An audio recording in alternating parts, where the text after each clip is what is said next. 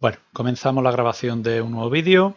En este caso comenzamos el bloque 5, dinámica, y en este vídeo pues vamos a tratar el punto 1, fuerzas y sus efectos, y segundo punto, la suma de fuerza y por lo tanto el cálculo de una fuerza resultante en distintas situaciones, dependiendo de cómo estén situadas las fuerzas que vamos a sumar.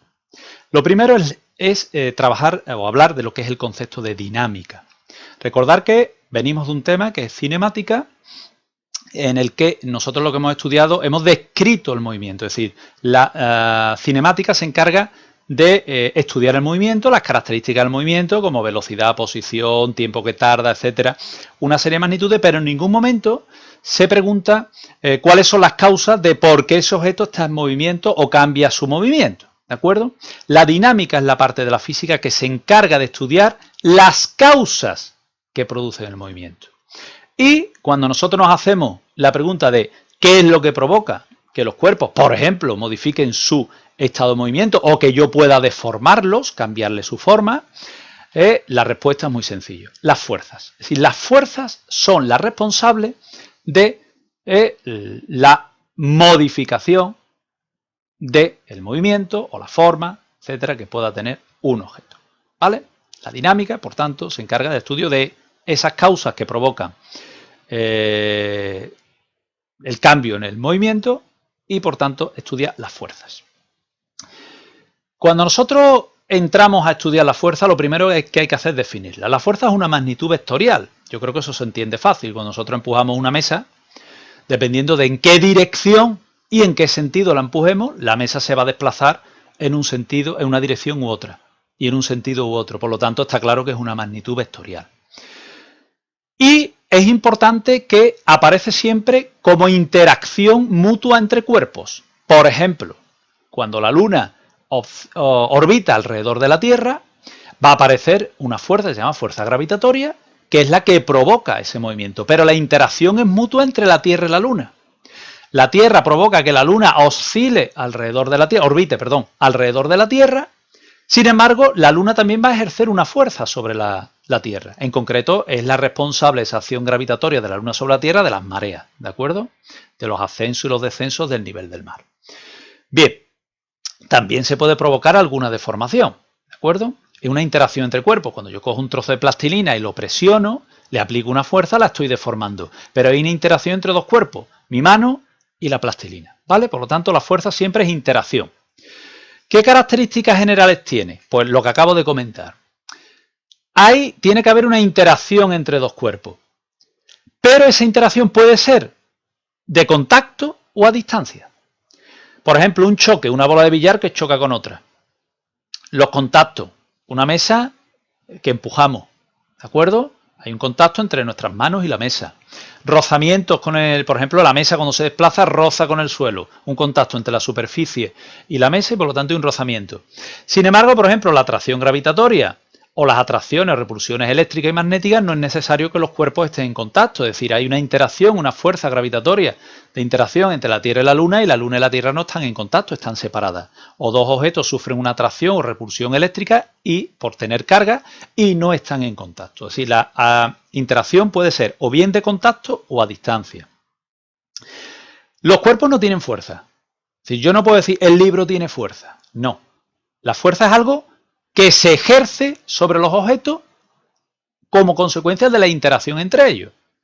En el tema de energía siempre pongo el mismo ejemplo. Nosotros no tenemos ni frío ni calor. Nosotros tenemos energía. Por lo tanto, si nuestra energía corporal es muy alta, ¿de acuerdo? Nuestra temperatura será muy alta y nuestra sensación es de que tenemos calor. Y lo mismo ocurre cuando la temperatura es baja. Tenemos menos energía, temperatura más baja y nuestra sensación es que tenemos frío. Pues lo mismo, nosotros no tenemos fuerza desde el punto de vista como concepto físico, ¿de acuerdo? No tenemos fuerza, es algo que aparece como interacción entre los cuerpos.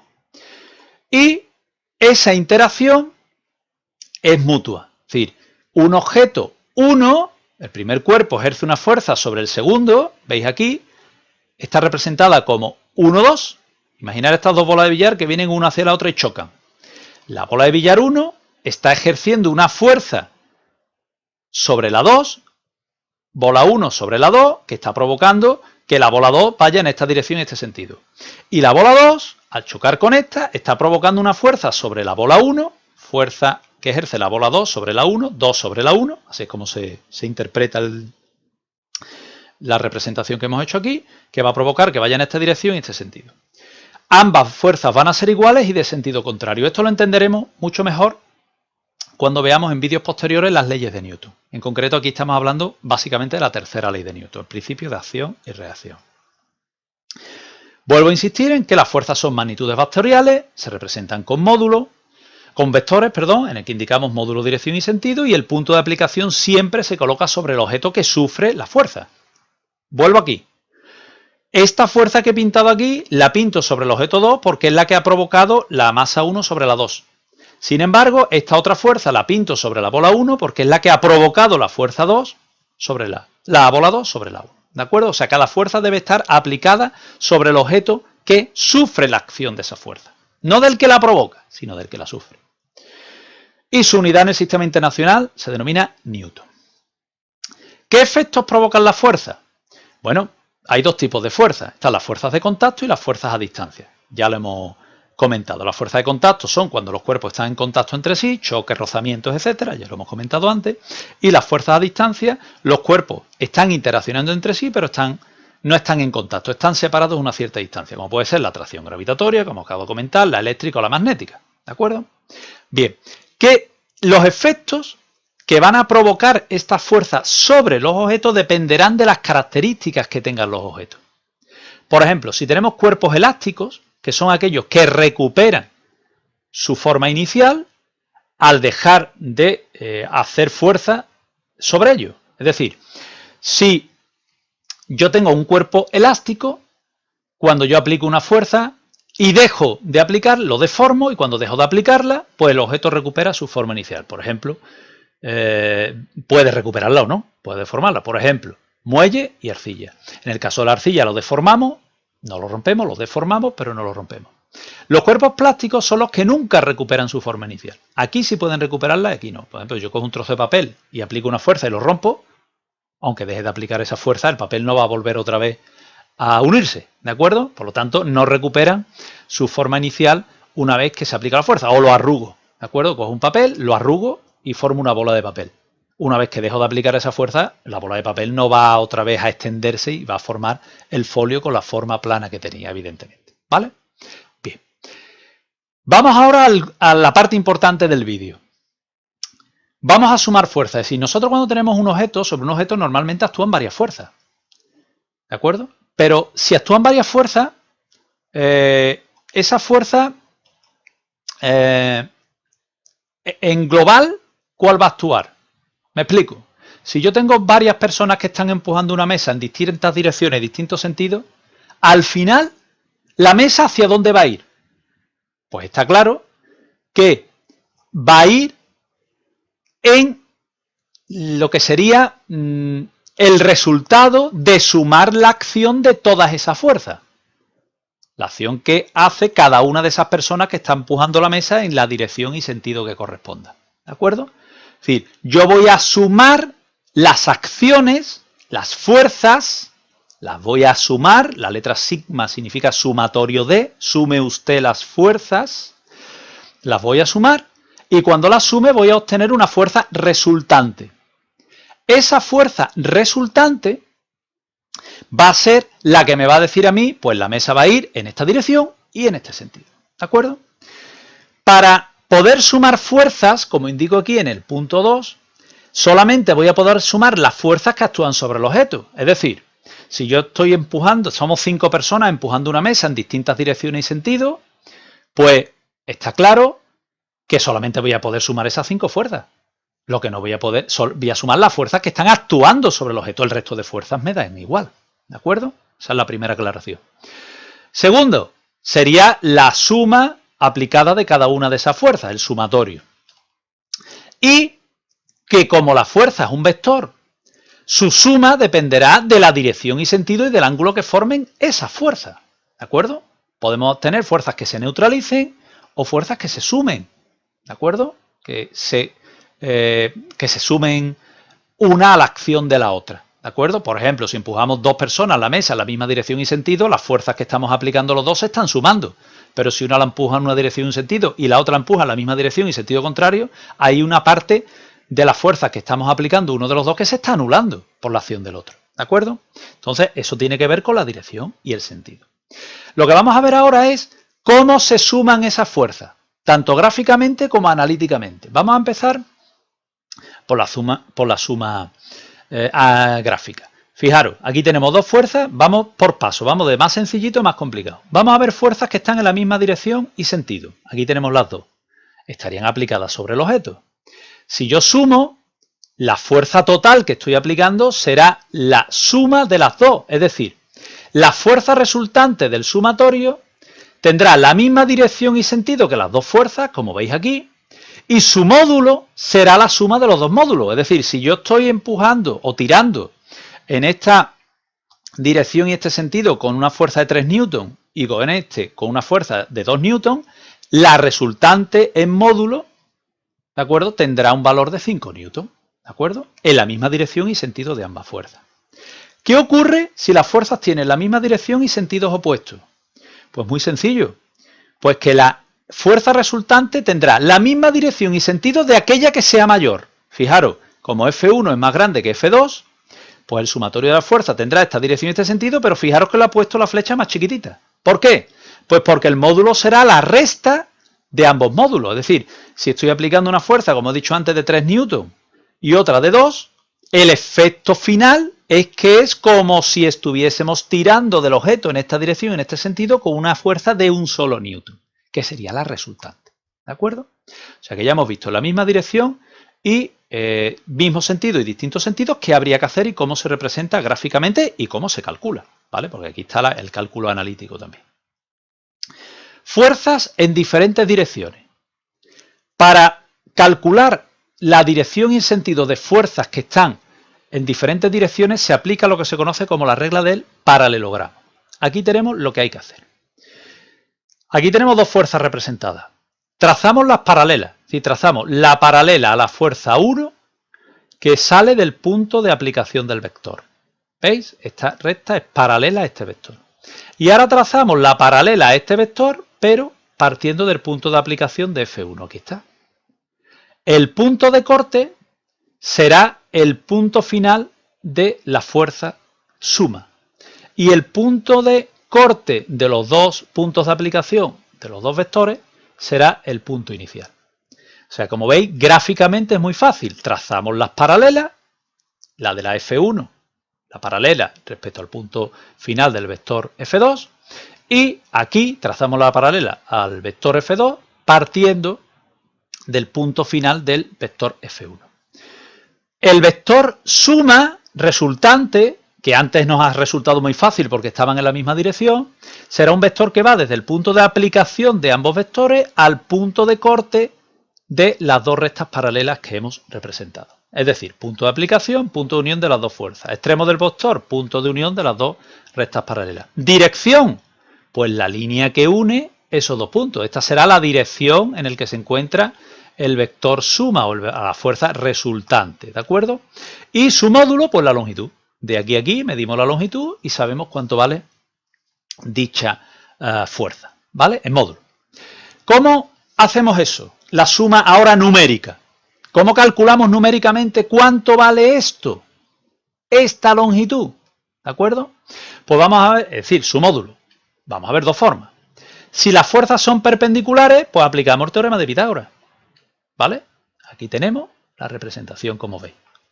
Tenemos la fuerza, ¿veis? Yo que tengo aquí un triángulo rectángulo. Entonces, la fuerza resultante, el sumatorio de fuerza es, como veis aquí, la hipotenusa de ese triángulo rectángulo. Pues aplico el teorema de Pitágoras, la raíz cuadrada de la suma de sus componentes al cuadrado, es decir, la raíz cuadrada del cuadrado de la fuerza 1 más el cuadrado de la fuerza 2. ¿De acuerdo? Muy fácil. ¿Qué ocurre ahora si las fuerzas forman un ángulo cualquiera? Pues si forman un ángulo cualquiera, para el cálculo del módulo del vector se aplica el teorema del coseno. Es decir, aquí tenemos, veis que forman un ángulo cualquiera, 30 grados, 20 grados, 40 grados, el que sea, o 120, ¿de acuerdo? Puede ser cualquier ángulo, pero para eso evidentemente tendría que estar la fuerza F1 más allá de 90 grados. Con respecto a la horizontal, trazamos, ¿de acuerdo? Y la fuerza resultante se aplica al teorema del coseno. El teorema del coseno es este. Si os fijáis, es fácil de recordar. La primera parte de la raíz cuadrada es lo mismo que aparecía en el teorema del Pitágoras. Y luego lo que hay que sumarle es un tercer sumando. Tenemos un primer sumando, un segundo sumando, un tercer sumando, que surge de multiplicar el por 2, sería el doble de la primera fuerza por la segunda fuerza por el coseno del ángulo que forma. Ya está. ¿De acuerdo? Evidentemente, esta longitud pues, es un poquito más difícil de calcular porque el cálculo matemático es más difícil que los dos primeros casos que hemos visto en la primera dirección, que van en una misma dirección. Pero bueno, pues se aplica el teorema del coseno, se sustituyen los datos y se acabó. Por lo tanto, la longitud de esta flecha, es decir, la longitud de la resultante, de la fuerza resultante, es decir, el módulo de la fuerza resultante, se obtiene aplicando el teorema del coseno. ¿De acuerdo? Bien. Vamos a ver algún ejercicio de cálculo para que veáis que esto es muy sencillo. Dice, halla el módulo de la resultante de dos fuerzas, 3 newton y 4 newton, en los siguientes casos. Ambas fuerzas están en la misma dirección y sentido, nos dice aquí. Forman un ángulo de 0 grados. Por lo tanto, la resultante tiene que tener la misma dirección y sentido de las dos fuerzas y la suma de ambos módulos. Es decir, este es un ejemplo del primer caso que hemos visto. Si forma un ángulo de 0 grados, como veis aquí, pues lo que tengo que hacer es nada más que sumar 4 y 3, pues 7. Como veis, muy fácil. Segundo, B, forma un ángulo de 90 grados. Pues para el cálculo del módulo aplicamos el teorema de Pitágoras. Recordar, F1, F2, trazamos las paralelas y tenemos el vector. Pero lo que a mí me interesa, que es el módulo de esa fuerza resultante, pues lo único que tengo que hacer es la raíz cuadrada de la suma de sus componentes al cuadrado. 4 al cuadrado más 5 al cuadrado, saldría 25, la raíz de 25 es 5. Como veis, muy fácil. Vamos al tercero, forman un ángulo de 120 grados. ¿De acuerdo? Aquí tenemos la representación. Veis que aquí he puesto F1 más allá de 90 grados, más o menos sería este ángulo 120 grados. He trazado las paralelas, como veis, y el vector resultante sería este. ¿Qué me interesa a mí calcular? El módulo, esta longitud. ¿Cómo lo hacemos? Pues aplicando el teorema del coseno. ¿Veis? Hemos puesto la fórmula y hemos sustituido F1, F2, bueno, sustituido y ya está. ¿Vale? Nos sale, pues, después de operar, raíz de 13 newton. Y por último, cuando ambas van en la misma dirección, cuidado, el ángulo es 180 grados. Por lo tanto, si hay 180 grados, están en la misma dirección, pero una va en un sentido y otra va en el sentido contrario. Por lo tanto, como veis, yo representaría y calculamos. ¿De acuerdo? Muy sencillo. Sería un newton. Iría siempre en la dirección de la fuerza que fuese mayor. ¿De acuerdo? Como veis, es muy fácil. Estos son los 4 casos tipo. Si van en la misma dirección, mismo sentido, sumamos. Si van en la misma dirección, distinto sentido, restamos. Y la dirección será la misma, pero el sentido es de la fuerza mayor. Si forman un ángulo de 90 grados, teorema de Pitágoras para el módulo, y ya sabemos por la regla del paralelogramo cómo se puede dibujar esa fuerza resultante trazando las paralelas. Y para el caso de que formen un ángulo que no sea de 90 grados, volvemos a aplicar la regla del paralelogramo, que eso es común al teorema de Pitágoras, o sea, que formen 90 grados o no. Y el cálculo del módulo, como veis aquí, pues aplicando el teorema del coseno y se acabó. Vamos a ver un segundo ejercicio y con eso finalizamos, en el que tenemos 3 fuerzas. Porque hasta ahora hemos visto con 2, pero ¿y si hay 3, 4, 5, 6 o 20 fuerzas, cómo lo hacemos? Muy sencillo. Aquí tenemos 3 fuerzas, 4 newton, 2 newton y 5 newton, que forman los siguientes ángulos, 0 grados, 90 grados y 180 grados con respecto al eje positivo. Fijaros, F1, 0 grados. F2, 90 grados. Y F3, 180. ¿Veis? Y nos pide que calculemos y dibujemos la resultante. Muy fácil. Cuando yo tengo más de una fuerza, lo primero que tengo que hacer, ¿vale? Lo primero que tengo que hacer es operar las fuerzas que están en la misma dirección. Es decir, primero voy a operar estas fuerzas que están en la misma dirección. ¿Veis? Aquí tengo primero lo que vamos a hacer. Aquí tenemos 2 fuerzas que están a la misma dirección, pero tienen sentido contrario, pues la fuerza resultante va a tener la dirección y sentido de aquella fuerza que es mayor, que es F3. F3, 5 newton, es mayor que F1. Y por lo tanto, la fuerza resultante que le he llamado F4, veis aquí, el sumatorio de estas dos, le he llamado F4, pues habrá que restarle a F3, F1. Me quedaría 1 newton. ¿Qué me queda ahora? Pues lo que me queda ahora es esto. Pero claro, cuando yo tengo esto, lo que tengo ahora es dos fuerzas que forman un ángulo de 90 grados. Con lo cual ahora sigo sumando. Pero para calcular el módulo, bueno, aquí estaría la representación de la resultante. Para calcular el módulo, pues, como forman 90 grados, aplico el teorema de Pitágoras. ¿De acuerdo? Sí, siempre. Y si hay 20 fuerzas, primero sumamos todas las que están en una dirección. Después sumamos todas las que están en otra. Y cuando tengamos esa suma, pues aplicamos el teorema de coseno o el teorema de Pitágoras, el que sea, para terminar de calcular resultantes. Es imposible que uno se haga una idea con estas tres fuerzas de hacia dónde va a ir la resultante, hasta que no va operando poco a poco. Por eso este problema es un poquito más largo. Pero es un poquito más largo, pero seguimos aplicando las cuatro situaciones que hemos visto antes. Misma dirección, sentido, misma dirección, distinto sentido, que formen un ángulo de 90 grados o que formen un ángulo diferente al de 90 grados. ¿De acuerdo? En cada caso, pues aplicar. ¿Vale? Con esto, pues finalizamos el vídeo. Repito, hemos visto que vamos a empezar a trabajar con las fuerzas. Las fuerzas son las causantes del cambio en la posición de los objetos. Por lo tanto, son las responsables de explicar los movimientos. Hasta ahora nos habíamos preocupado de describirlos nada más, pues ahora nos vamos a preocupar de ver por qué se producen esos movimientos, las fuerzas. Hemos visto distintos tipos de fuerzas, de contacto o a distancia, las características que tiene, que es una magnitud vectorial, que es muy importante recordarlo, y los efectos que producen en los cuerpos dependiendo de las características de esos cuerpos. Si son elásticos o plásticos, pueden producir deformaciones permanentes o no, en función de ello.